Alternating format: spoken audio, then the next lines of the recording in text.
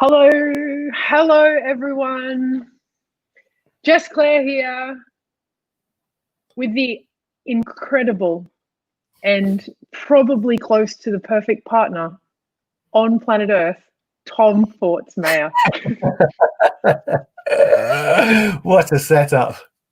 What a setup. We are here to discuss his perfection and how he can give that away to you so you too can create the perfect relationship. If you are jumping on, please do say hello. I'm just going to go into Earth Elders. Everyone that is jumping on, say hello. Don't you love it when someone says, what are the keys to the perfect relationship? We're actually going to explore that.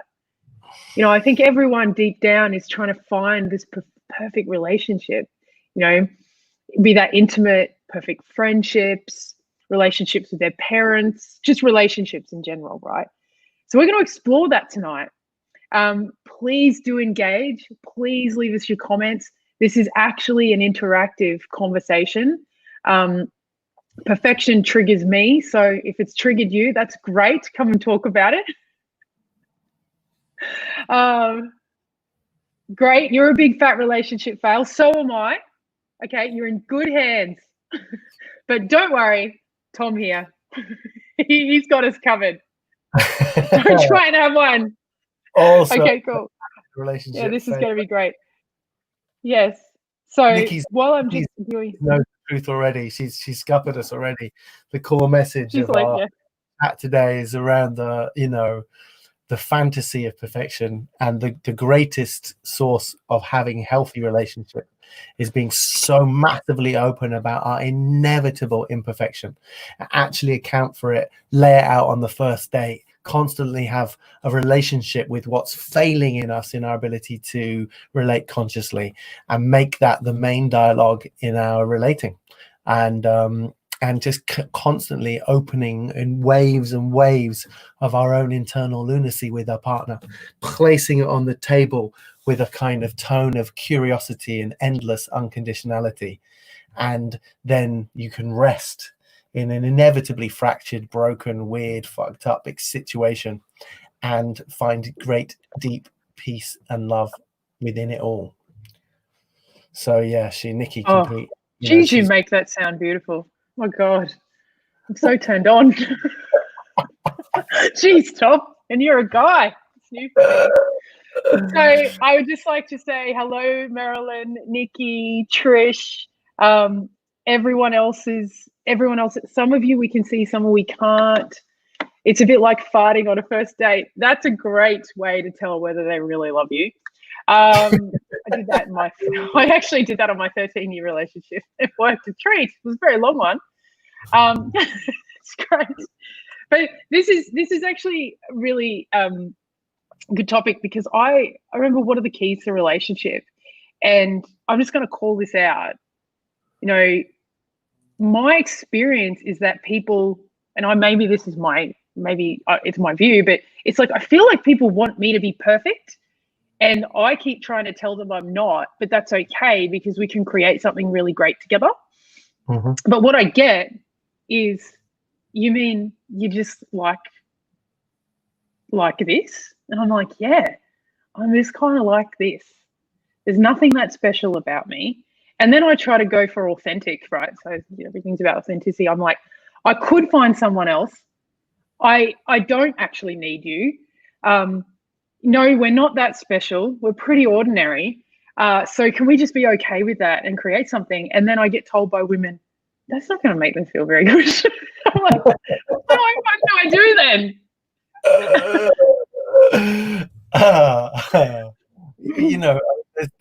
Authentic could rip the magical quality out of everything, right? You could say that a strawberry is just this kind of, red is just a strange naturalistic pigmentation, and it's just a structure of sucrose and fructose that makes it uniquely sweet, but there's nothing special about a strawberry, right? You can logicalize and authenticate the magic of a strawberry into a nothingness, right? I think what you're talking about is removing the egotism around specialness, right? and the fantasy of perfection, so that you're able to have something exquisite and extraordinary and unique and ultimately beautiful, which isn't based on temporary egotistical values that will inevitably fail after 2 years, where those kind of dopamine markers and those type of things that make you feel good inevitably fade, leaving that flavor of relationship hollow and therefore doomed to fail. You know, and it's like, And how do how we it's a go ahead? I was going to say, that's great. How do we do that? You make that sound so like, I don't, your words, you just make that sound so clear. How do we do that? How do we take out that? I mean, the good part, the honeymoon period. I mean, I tell you what, I'm like, oh my God, we're having really great sex. We need to get married. You know, how do you move beyond that to, you know, something that is more than that and is more like less hollow? Like, how do you do that and also be completely consumed by those things in the beginning? I mean, I think it's recognizing, you know, that and we've mentioned this before, but it's really important, that compatibility and connection, so especially sexual connection, is very little to do with actual compatibility, you know. And so having a great sexual connection with someone is not a reason to set up a life with them, right? And so deciding to set up a life with someone and having a significant relationship with someone needs to be done over a longer period of time, right? So not jumping into making a life partner choice when you're in the first throes of the kind of over chemicalized sexual connection, right? Because actually those things are not markers of compatibility. They're markers. Arguably, some scientists believe that what we're most attracted to is actually an immune system which is significantly more different to ours, so that our offspring are more likely to have a robust immune system. And there's a lot of theories that suggest that's the factor in what we find attractive. So, you know, there's an evolutionary bias here, and it's important to get on beyond the chemical buzz of mating, you know, and breeding, and then really check in for real compatibility, which is around the pragmatic stuff of choosing who to live with, you know, which is around shared values, shared political viewpoints, similar sense of humor, you know, same ideology with regards to, you know, if you're planning to raise children together, you know, all the pragmatic, practical stuff, you know, similar lifestyles in terms of what you choose to do and how you choose to spend time. All of these really logical, compatible things that you test over time before you can jump into love straight away, but don't jump into sharing necessarily your life and your practical life processes with people until you've been together long enough to know that there's real compatibility there beyond the chemical high of, you know, bonking like crazy for the first 6 months. Yes, that's right. I think egotism, right? Like, how do we get beyond the egotism, you know? And so so many of our conversations end up going to this place, right? But for me, it's like healing your inner child and its infantile fantasies about what it is to be met, looked after, scooped up, protected, met by the perfect partner. You know, it's like that comes from a very young need in us, and is in principle dysfunctional. The idea that we'll be completed, fixed, made whole. These are infantile woundings that play out in our relationships and are actually speak way deeper to our relationship with this kind of, with the divine universe. You know, we actually make the mistake of thinking we substitute our desire for a deep spiritual connection to life onto our relationships, and they'll never tick that box. They'll always fall short of that. That's a direct communion between us, our heart, our soul, and the universe, and the life we're living. And no person can couple that connection. And if we have that directly, then we're able to love ourselves enough to be able to weather the inevitable shit that our partner will throw at us when they're, you know, moving into their twatdom, which we all do. Yeah. And I think this is, I mean, I've intentionally called it what are the keys to a perfect relationship, right? Because firstly, that triggered me, because this idea of perfection and I think we've distinguished this, has really come from a lot of Hollywood romantic comedies, la la la la. When actually, if we look at what the perfect relationship is, it's one that's messy, involves people being absolute assholes to each other, and also the ability to work through that, provide space, and like you said, twatdom, provide space and at the same time ownership of behavior through healing our own stuff. And as you call it in a child work, I would call it healing our past. Yep. Where things have happened in the past that we still react to like it's still happening right now. Yeah. Particularly in past relationships, like I've got stuff happening with past relationships, So is the perfect relationship, what did I call it? Full ownership of your asshole and what did I say? Oh, and your miracle. The miracle that you are and the asshole that you are all at the same time. The miracle jerk. Yeah. Yes, of course.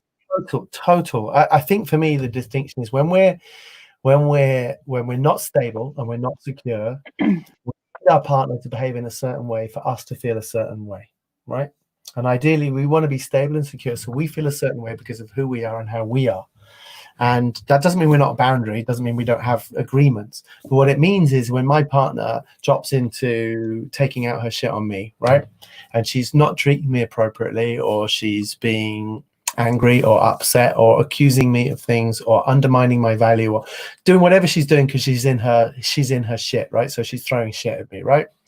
It's like, if I need her not to do that for me to feel okay about who I am, then I'm fucked, right? Because then I'm going to go into rage. It's going to break my heart. I'm going to feel really let down. Don't you know all the things I do for you? How dare you? Which I can also still do on a fairly regular basis. But I know the principle is, if I can hold steady in my own value, then it just becomes clearer to both me and her that what she's doing isn't acceptable. But I'm not saying to her at any point, I need you to sort out your shit and do your work so that we can have a beautiful relationship, because that's conditional love. And we've all got woundings because of conditional love. If instead I can say, listen, I love you. I know that this is just coming from your wound, and I love you and your wound, because actually your wound is part of what makes you fucking glorious. So I'm in for all of you, and you do not need to change for me to stay with you. I do not need you to change for me to stay with you. And because I fucking love you and I adore you, and I know you're doing your own head in, and you're making our relationship way harder than it needs to be, although I'm not leaving, I'm in. But, and if you could work on that stuff, you would have a much more awesome time. And because I love you, I'm a stand for your freedom in that area, but I don't need it. I'm in as I am. It's like, I'm now not saying out of fear, I need to control who you are, and who you are is not acceptable to me, but we could work on it and have something great in the future. It's like, we're fucking glorious right now, and I'll take this forever. And yeah, wow. And because I love you, let's create more freedom around here. But the one fucking person you don't need to worry about leaving is me right now. Within that, then we're like, wow, I'm not being told to stop being a dick. I no longer want to be a dick because this person loves me that much. Why would I want to be a dick to this person? It just, in the face of that quality of love, it just doesn't. I don't know if you've seen the film of Gandhi, his life story, but when the final act, which is how they got the Brits out of India, is like 4 or 5 men just marching up to these salt works and just like getting hit over the head. They're not fight back. And then they just get taken away. And then the next line, a walk up, and they're hit. And it's like, in the face of that behavior, it was just seen it was so obviously inappropriate that it had to be stopped. It couldn't hold up in the face of that present, loving authenticity. And so that behavior of attacking or pushing away, it was obviously dysfunctional. And it stands up in that quality of love. So weirdly, it's the best way to make someone change is to not need them to. It's funny that you say that, because if we look at, what you talked about just then, it's so beautiful. You know, everything that you just said, and I have to acknowledge it, it was so potently on point with what you said. And it really did bring up the things that I haven't been doing in my relationship like that, right? You know, I was just thinking, in my past relationships, I was just thinking, you know, when you think about it, Jesus on the cross, you know, I know this is a weird segue because I'm not even really religious, right? So it's like Jesus on the cross is sort of standing there going, okay, guys, if this is what you need to do it, you know, nailed to a cross. And it was in that everyone realized this doesn't work, right?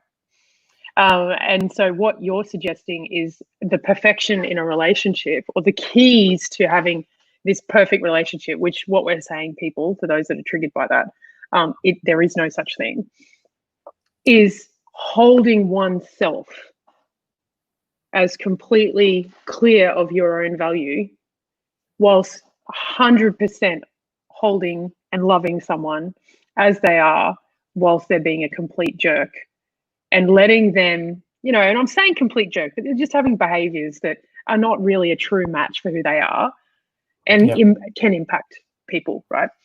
Yeah. And holding them in that, getting that it's got nothing to do with you, and allowing that to on its own become clear to them, but not needing them to change at all. At all. And so let's be clear, it's nothing in you. It's got nothing to do with it. It's that nothing in you deserves that. Nothing in you deserves that.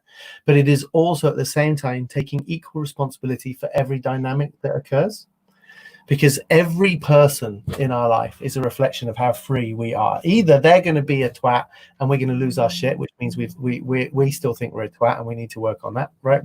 They're speaking to something we're afraid of, or we're just going to hold really steady, and it's an opportunity to be free and to be loving of someone. But it's like, I think it's this really beautiful mixture of like not taking anything personally and taking total personal responsibility for everything that's happening in our field. I don't mean by that if someone's abusing you, you take responsibility for it. I'm not saying that. But it's recognizing like, okay, so what am I doing here? And how am I going to manage this? And what's my boundary here? But can I stay self-loving? Can I stay self-loving in the face of something which is unsatisfactory right now? You know, and I mentioned before some of these courses and trainings I've been on where they're like, prepare you, you're going to hold steady, and these women are in healing process, and you're going to be playing their father and their abuser or this, and you need to just hold unconditional love, and they'll be in your face screaming all these different things, and I'm there in a workshop feeling all flipping enlightened and like modern man, you know, and it's like, but then I go home and my partner wants to kick off about something I've done personally, and I find it much harder to hold steady, and it's like, how do I get to that place I was on the workshop with some woman I don't know, pretending father screaming at me and holding completely steady and just feeling really ennobled in the process, to then going home and holding as steady for my partner when she's going through a process. Yeah.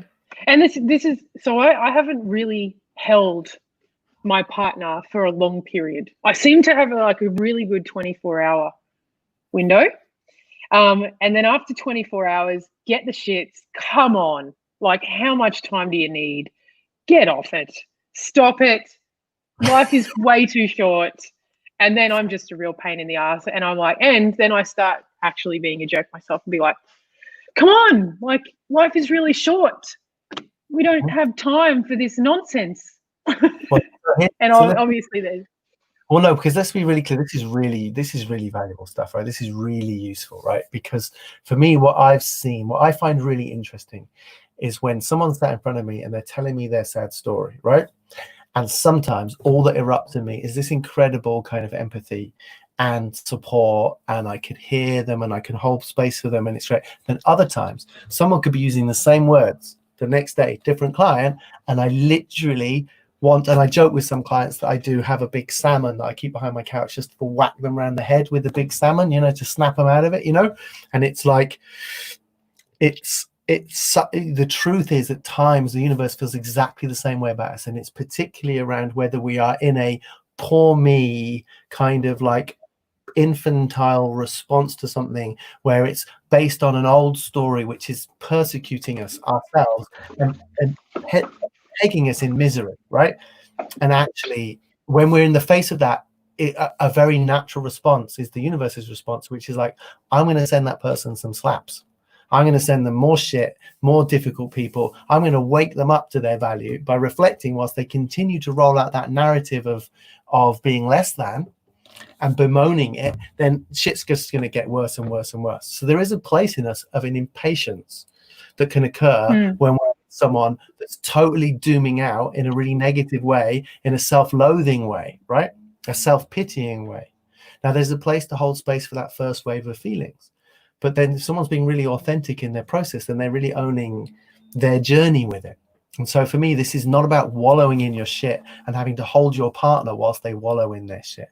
It's about realizing that if you're doing the work, you're feeling the feelings fully, you're expressing them fully, and you're diving deeply into where is this coming from and what can I hold in myself. And you're asking your partner to witness and support you in that, not to like pick you up in it. You know, and so this is a really interesting distinction, because I'm not sure I've got this distinct. And what you just said was gold. And I'm going to come to you, Sonia. Thank you for being on. And hello, Shamila. So holding someone and listening to them and communicating that I'm in it and I'm experiencing it is different from like picking someone up in their shit. Yeah, it's like, so some people like you said even holding your partner, it's like, no, you're holding space for them. And if you're holding space, you're literally holding the space around them so that they're witnessed, supported, connected, right? And for me, my intention is not different. My intention that I'm holding is not, I'm like totally trusting that you're safe now to really feel this, to really go there in your own world. Like, I'm not in your world. I'm holding the space around you. I'm not holding you. Now that might involve an arm around my partner and holding them and cuddling them and being there with them.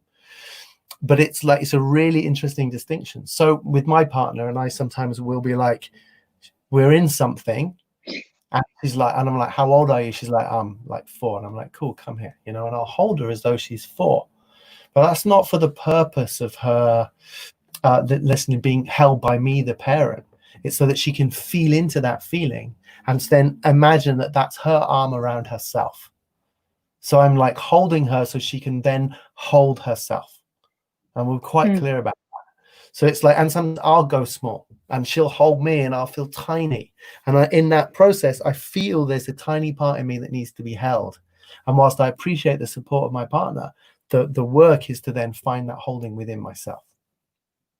And I think if I reflect on my past relationships, right, I'm just listening to you say that. I think I've been like, I'm not sure that this is not any discredit to my exes at all. And they may not have even known that I was doing this. And maybe this is what pissed them off even more, right?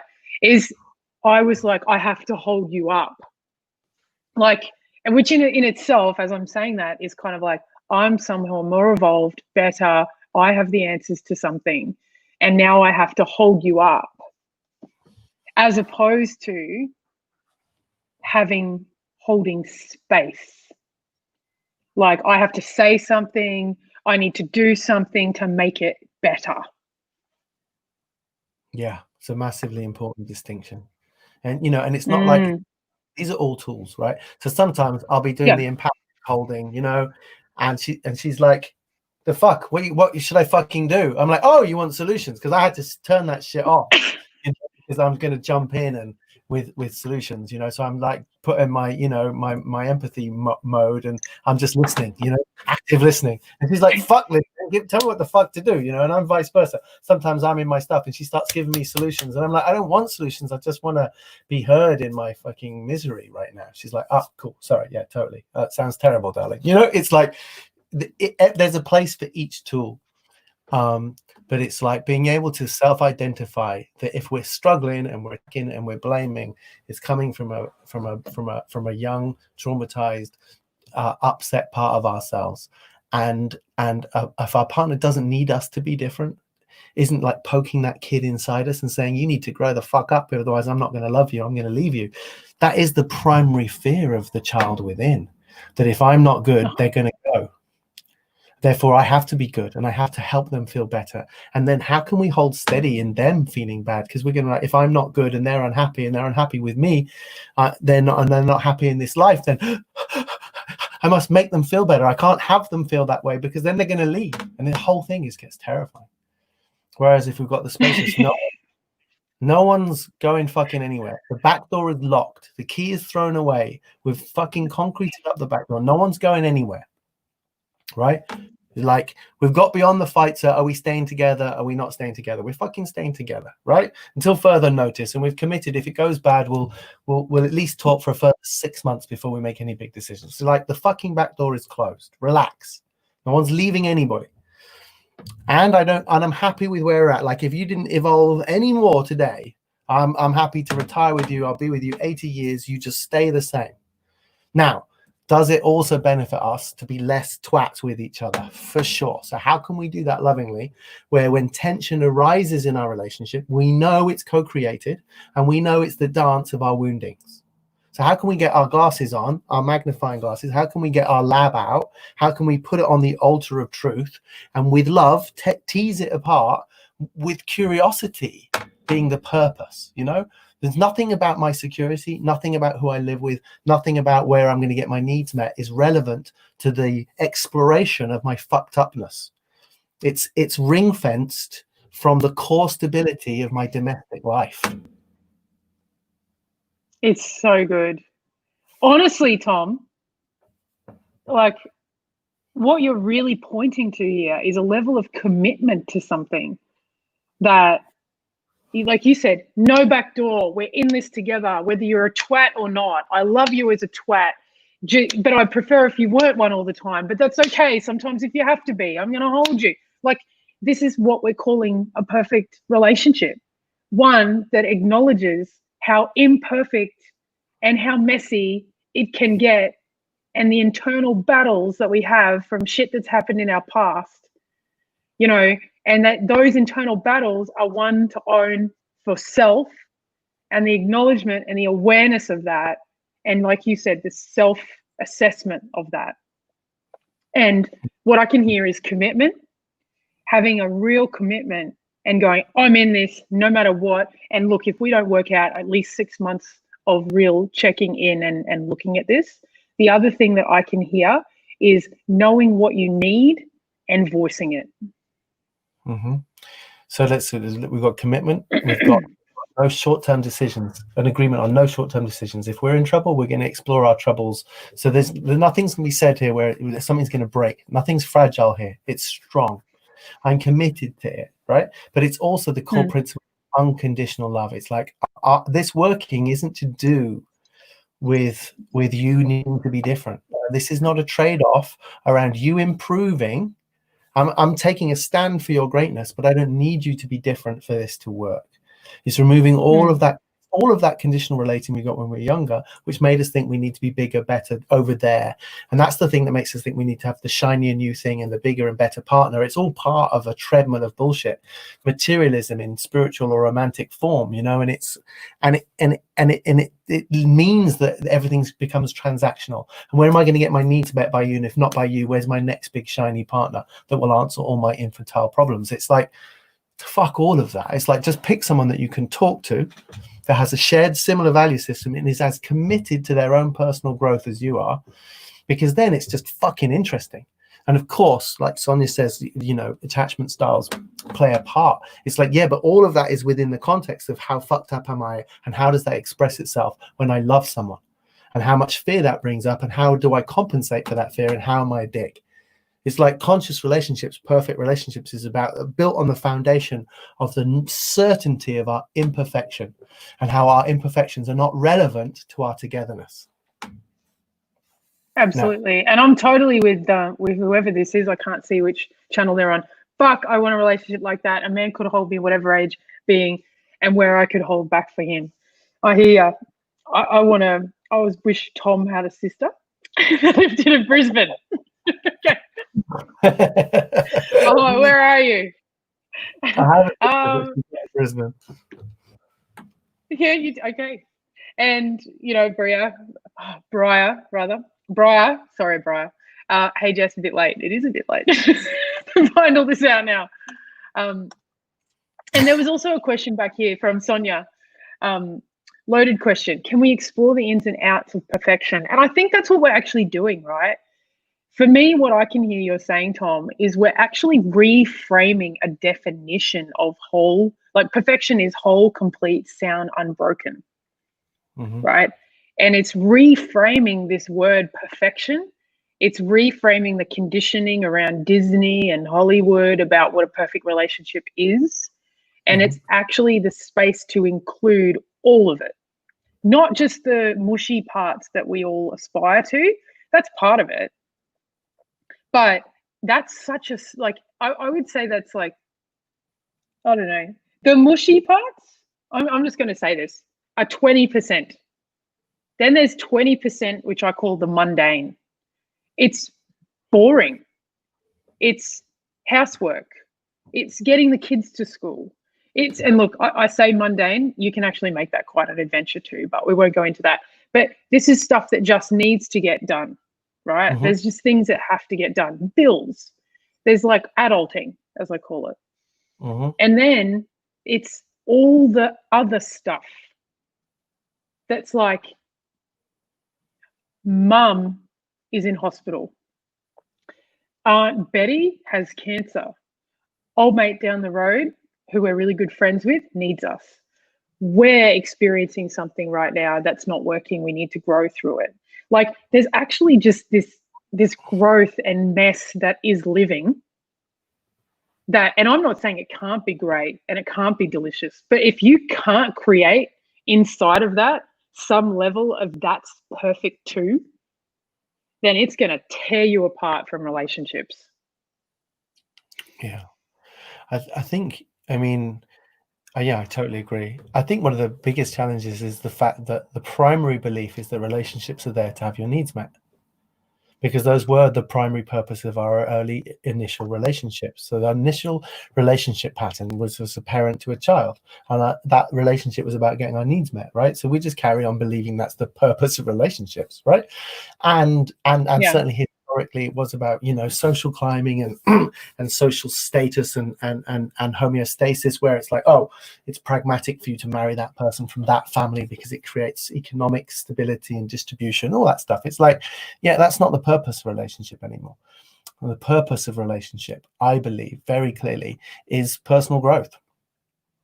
And if you have two people come together that understand the purpose, not some secondary benefit, oh, I'll get some insights as to who I am. No, it's like, understand the primary purpose of relationship is personal growth, not needing your partner to personally grow, but recognizing that this is the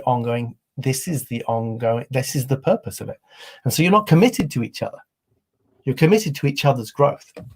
And you're not in need of your partner's growth. You're excited for it in the same way that a gardener would enjoy a rose blossoming in its garden. It's just like, I don't fucking need that rose to bloom. I don't need it to. It's just going to be fucking awesome when it does. And it'll smell sweeter. The garden is more beautiful. It's a completely different way of relating to it. People enjoy their garden coming into bloom, and they constantly tend it and they constantly look after it. And they don't see that work as work. They look forward to having the time to get in their garden and tending to it.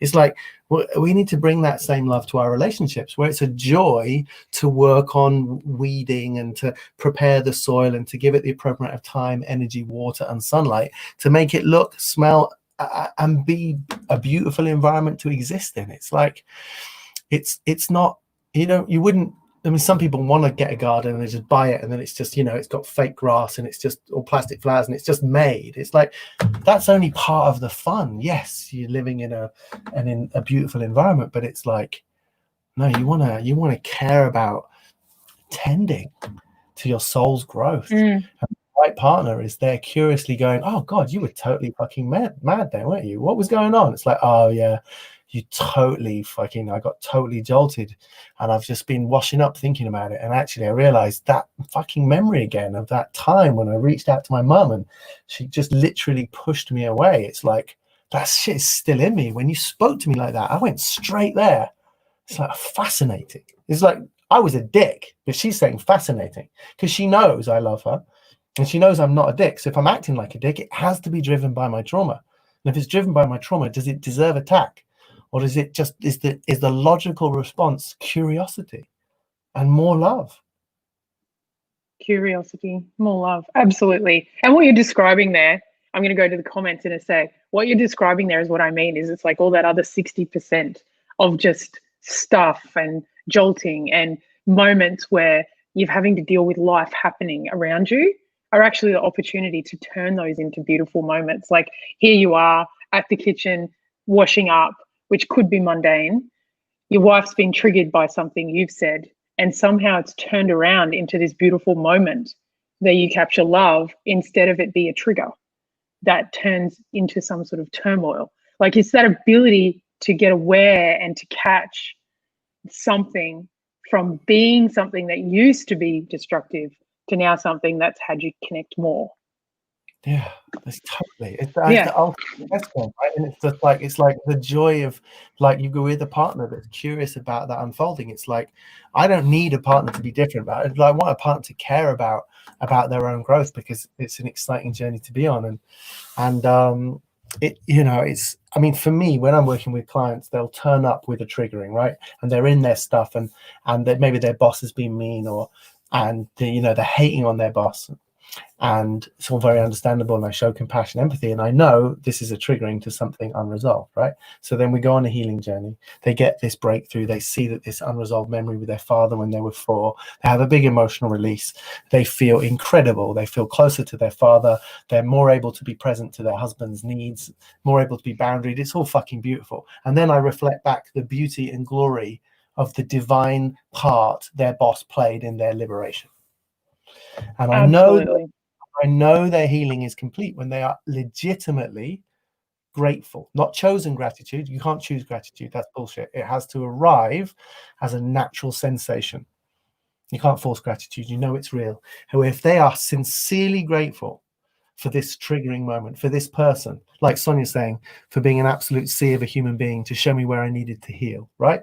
It's like, this is when our understanding of non-duality moves beyond morality. Because everybody is playing their part. The divine is expressed in every single interaction. Every single interaction is a game of how aligned am I, you know? And therefore, everyone who's complete dick to us is part of our liberation. Is an opportunity. It's not just like, oh, I'm going to choose to put a spin on this because I'm just, you know, I like to make the most of my shit situations. It's like, no, there are no shit situations. Everything is an opportunity. It's an act of love. And when we can see that and trust that, it's like, we talked about commitment, but for me, it's more about faith. Like, I perceive every interaction as an expression from the divine. Okay, we're definitely going to go there. I just want to acknowledge, Briar, am I too late to say how I think? You are not too late. Please do tell us how you think. Okay. Tear me apart. We marry our parents. What did you say? I'm just saying hi to Jessica. She's called us. She said, "Hey fam." She's yes. Hey fam. Hey Jessica. She is. Love Jess. Sonia, we marry our parents. We sure do. What's this? I'm finding after 6 years with my partner, I'm still discovering who he is underneath the hurt. Absolutely. I never liked gardening. Now sounds, you made gardening sexy. There you go. You're making a lot sexy tonight. It's easier to find job interviews and go on dates. I hear ya. You don't kick someone already down. Absolutely. So, you know, I love to share about my own life, and I'm just really, as you just said, faith, right? It's not really about commitment, it's about faith. And I, you know, as you know, and hello, Amy. I'm just going to get down here. Hello, Amy. I've really grappled since, I don't know, since my marriage ended, I'd say.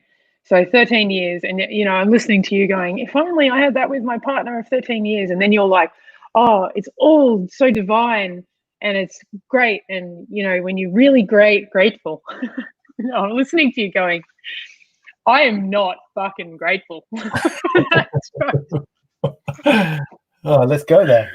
Let's do it. Oh, so it's not, I'm not grateful. I notice myself getting triggered by what you're saying. If only, if only she was like Tom. We had 13 years together and 2 kids, and she was gone within like a month.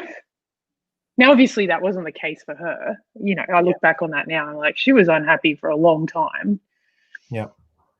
But there's no gratitude there. There's actually a whole lot of, frustration. And what I notice if I look at the relationships that have happened, she said to me recently, you're not even having relationships work. There's been like 3 of them. I'm like, I know. You don't have to tell me twice. Right? I get it. But ever since then, it's been like a strategy. Ever since then, it's like, okay, I'm going to make sure that I get a committed one, so they don't do that. And then I'm like, all right, well, then I'm going to make sure that I get one that is like empathetic, because I need an empathetic one. Right. And then I'm like, oh, well, now I've got an empathetic one. And it's like, I notice it's all a strategy, and it's driving me crazy. Yeah, of course. And there's not much gratitude. It's actually more like frustration. And I know that for those of you listening, it's like, my experience is like, I want to be grateful, but it is that it's like, oh yeah, everything really does happen for a reason. I'm really grateful that this experience is happening. But really what's going on underneath is, it's like, what the fuck am I missing? You're asking a perfect question. So here's the thing. Like I said, I know my client's healing is complete when gratitude has naturally arrived. It can't be chosen. We know we should be all divine timing and everything's perfect. Fuck that, right? You can't say that shit. It has to be felt as real and true. And it's simple. Like I said, I know my client's healing is complete when that happens. So that hasn't happened, which means your healing is not complete. That's it.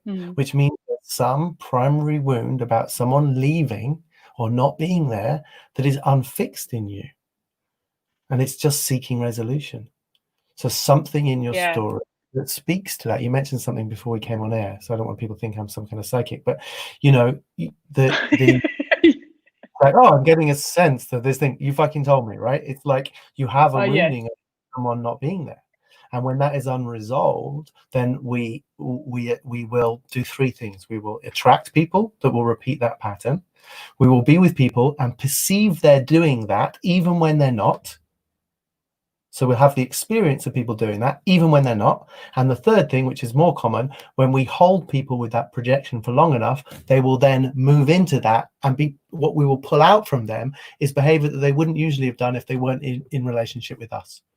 So that narrative, this we call projective identification psychology, that narrative of our pain, it brings people to us, and it makes us behave with people so that it makes that situation, that pain. Now people will be like, well, what the fuck is that?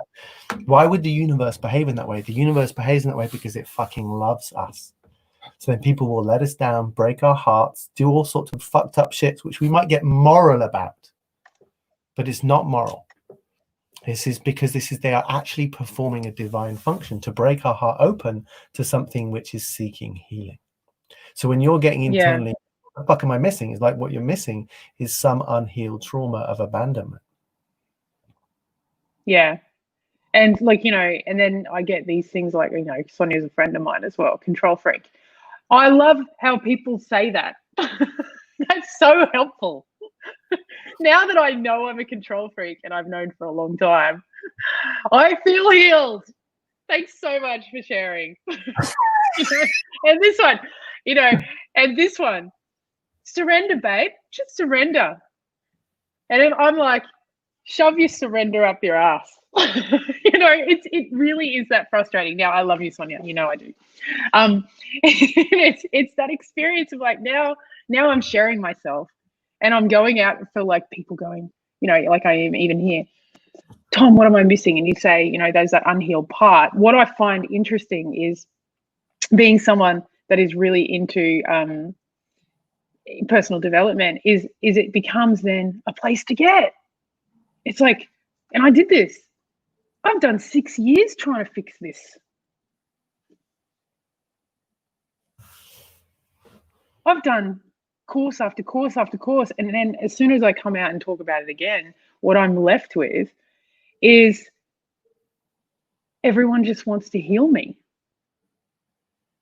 Okay, so And so let's just, because I want to stop there. can I just tell you one more thing? Yeah, sure. So what I'm left with is maybe I just need to let this be.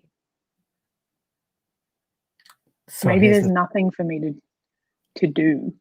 Okay, let me speak to that because I think the other thing that causes, so we said first of all, relationships are not about happiness or getting our needs met. They are about growth. But the other piece that we have to get is it's not about our personal growth. We are part of a singular field of consciousness that is evolving its awareness of what works and what doesn't. You've not been working on this for 6 years. You've been working on this for 14 billion fucking years in just this material manifestation. Okay, consciousness is still very young, and human consciousness is a pretty unstable experiment. It's like we are working through a lot of fear, a lot of attachment, and so much abandonment, and so much lost need and so much poor communication. It's like, so even people who are brought up in incredibly loving homes are the walking fucking wounded, right? And for those of us that have got more significant traumas, it's fucking hard. And it takes a lot longer than 6 years to lovingly with them. What happens though is actually our ego wants a result. It gets frustrated that we've been doing it for a certain amount of time, and it thinks it's about our own personal gain, which, by the way, is all totally understandable. But that's again the Hollywood idea of what we think we're going to get from relationship, right? If you took a longer, so for me, it's not about healing the inner child. It's about developing a loving relationship with our child within. Right. And some people say, how long do I have to do this? I've been doing this for a few years now, and I'm like, I want to get some results. Right. But if we think of it from a different way, if I introduce you to someone like any of these friends you have here, Jess or Sonia, who I know they're dear to you, right? If I introduce you to them, right, and you then went, oh my God, these people are amazing. When are you saying to yourself, how many years am I going to have to spend talking to Jess? You're not. You're excited to get to know her. You're excited to spend time with her. You know, if you got to spend a day with her, you'd just be like wicked, right? It's like, why are we not having that same relationship with our own inner world? It's like evolving your relation. It's not about healing. And interestingly, like you said, shouldn't I just let it be? That's actually the thing that does the healing. The inner child is that no. It's holding on to something which it believes is wrong. It thinks you're not adequate. It thinks people are going to go. It thinks you need to control things to make things work. And your job is to sit with her and not heal it, but to be with her in her feelings, her disappointment, her abandonment. And to not let her for a minute, not let her for a micro fucking second take it personally. And when we can deeply do that, then when someone is a dick to us or abandons us or does all that, then we're like, we're cool. We're like, do what you got to do because it's not relevant to me. And we can only, it's the thing that enables us to hold steady is that we've let everything in our past be as it is. So it's this weird paradox that healing is not fixing anything. It's a deep allowing, which is just, exactly what you just said. But it's with this deeper understanding that this is not about us, that we're not here embodied in this form so that Jess gets to have a nice time. It's so that we're here to evolve the field of consciousness collectively. Now, of course, if we're not attached personally, then our ego is not involved. So then the part of us that suffers and the part of us that's more likely to be a dick is evaporated anyway. So, of course, we end up enjoying ourselves anyway. But that's not the point. Yeah, absolutely. No. And I'm just noticing, Sonia, you're still triggering me, man. God. I love you. Maybe it's time for some spiritual work. Maybe that'll fix it. Look, I just noticed. I used to have an inner child trauma. Now I have just do this to sort it out trauma. So I've actually generated a trauma on top of my trauma that I now need healing for. So I want to go to a couple. Someone said, Briar, I just came out of a poly relationship with a married woman that has been with a man for 20 years. The man knew I was gay and I only wanted to make my partner happy. They gave me that, and I was finally able to give the love to someone I was willing to. Months passed and it ended, and I knew deep down it wasn't meant to be, but I've grown so much. Yeah. And thank you for sharing that, Briar. Because we've moved on about 10 minutes, what I imagine you're referring to was the growth that it was. Was it to be with a couple, like to actually be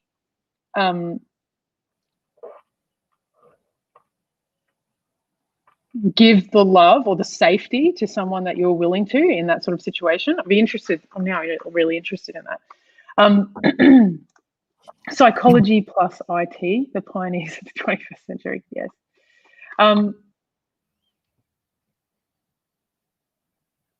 But how? But how what?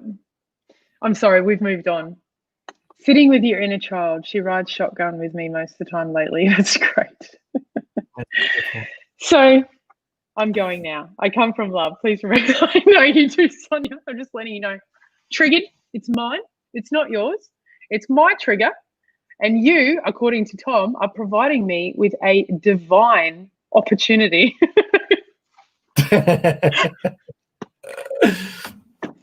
Definitely. Yes. So where are we? Okay. We are getting to the end. In terms of summing up, this idea of perfection, what I can hear is, if there's anything else you want to say about, get to know your inner child, how? Oh, yeah, okay. So how do you get to know your inner child, Tom? That's the question. Yeah, sure. Well, anytime you're kind of triggered, and by triggered I mean you're having a disproportional emotional response to or reaction to something, your inner child is seeking connection with you. Okay, so first of all, it's about it's an emotional awareness. And so one of the simplest questions when you feel upset about something is to close your eyes and ask yourself, how old am I right now?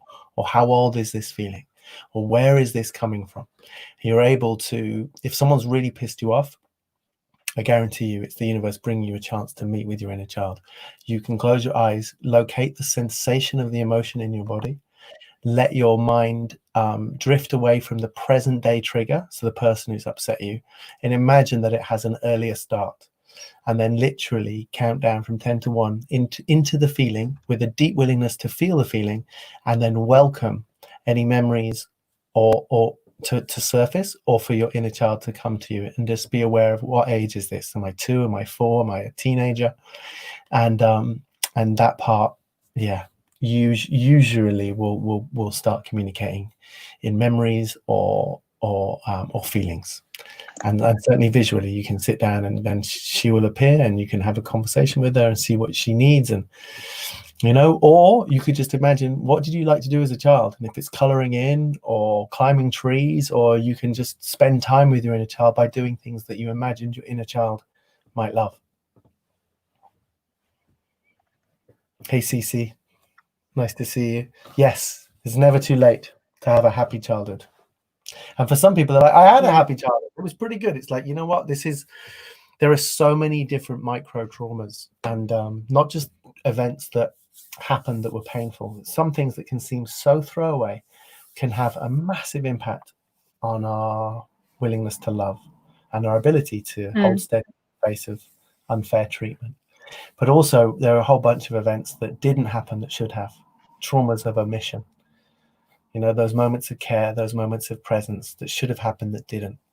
And they all get to a place where we end up just being a little afraid to totally be ourselves. And they make it really hard for us to hold steady when our partners are inevitably being dicks. Yeah, and we've had someone here ask, what if you're dealing with a child? What then? There are already a child.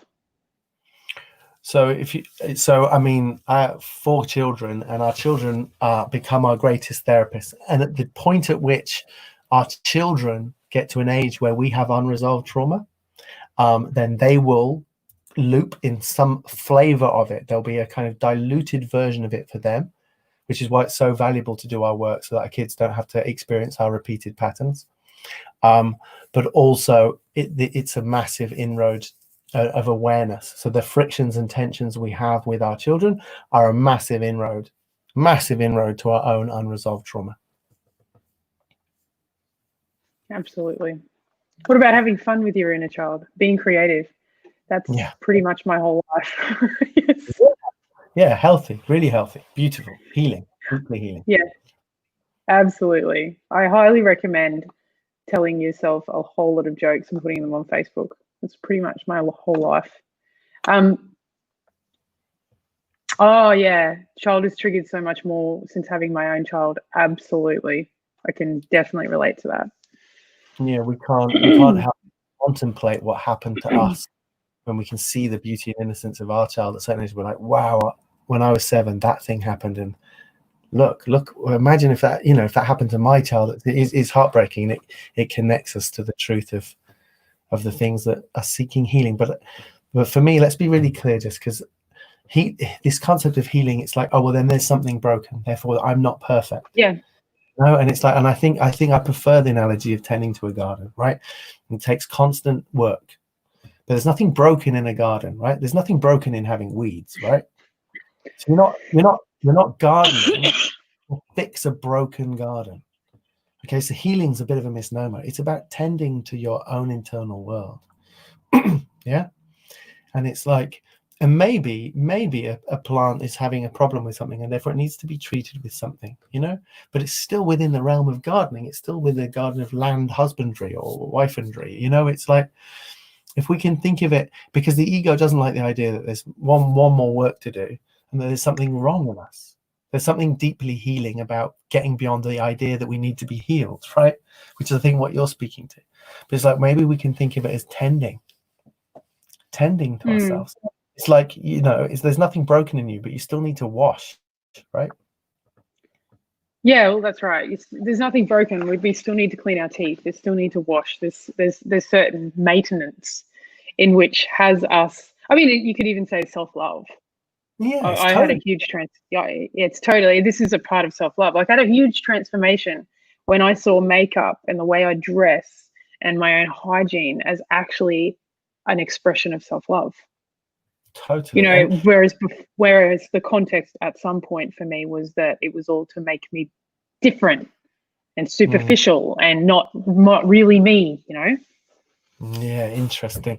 And exactly the same way, you might recognize you need to floss something that's stuck between your teeth, right? Something is stuck. And to do that, that's not healing. It's just, think of this more as emotional maintenance, tending to the garden of the heart. Nice, Natalie. I like that. That is.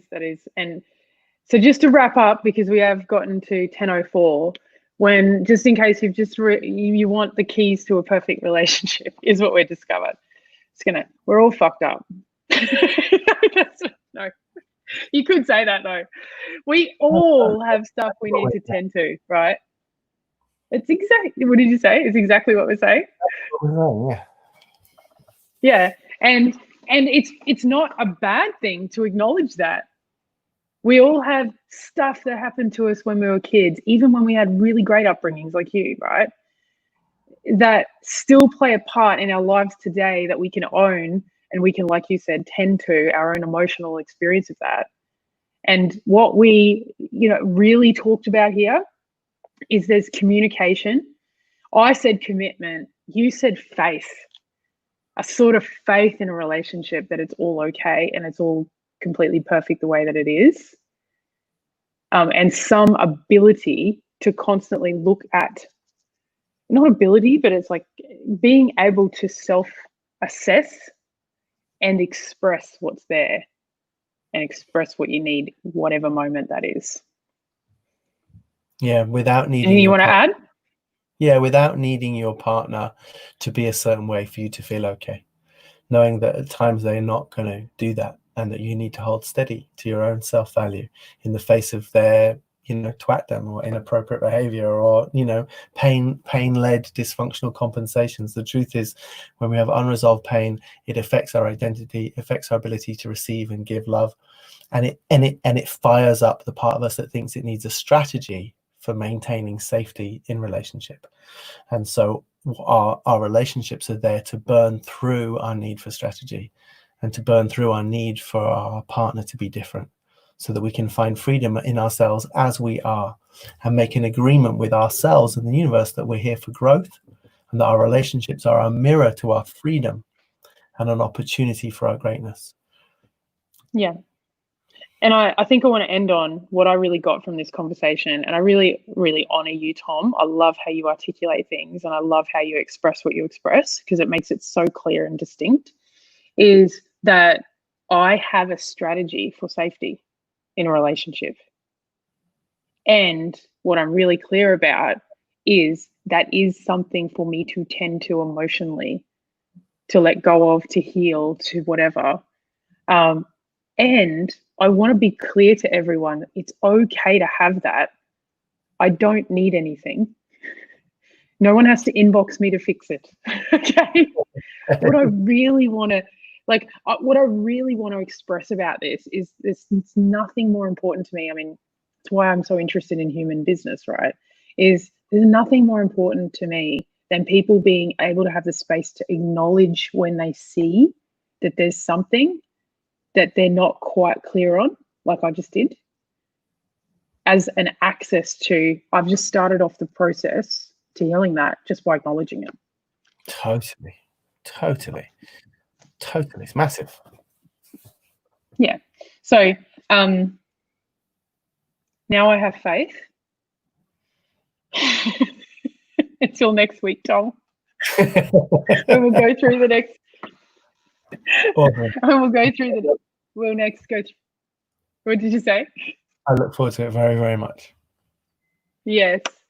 Thank you, everyone who tuned in tonight.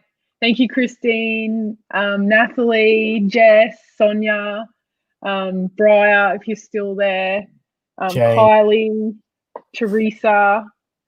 I don't know if there's anyone else, Jess. Yes. Love you all. Thanks for tuning in. Until next week, have a great night. Bye. See ya.